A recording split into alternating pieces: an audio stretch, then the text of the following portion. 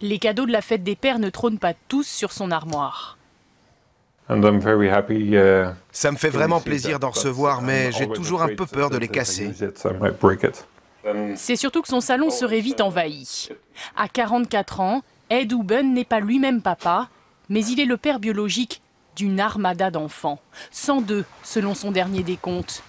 Il ne les connaît pas tous, mais presque. Là, c'est un petit garçon qui vit en Allemagne. Il a les cheveux longs, ça lui donne l'air un peu plus vieux. Celui-ci vit aux Pays-Bas, et là, c'est une petite fille belge qui adore Hello Kitty. Ce néerlandais est un donneur privé, comme il dit.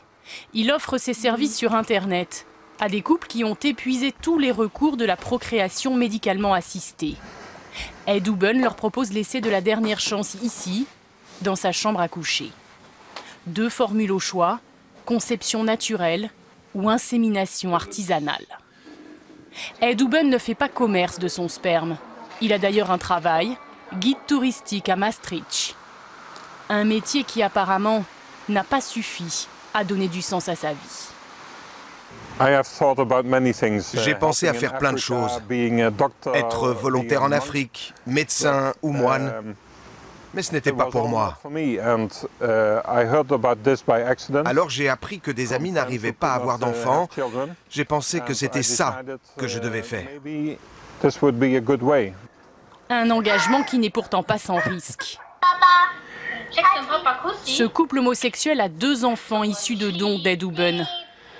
Et comme aucun contrat légal n'est passé entre eux, ces mamans pourraient un jour exiger une pension alimentaire. Et lui, faire valoir ses droits en paternité.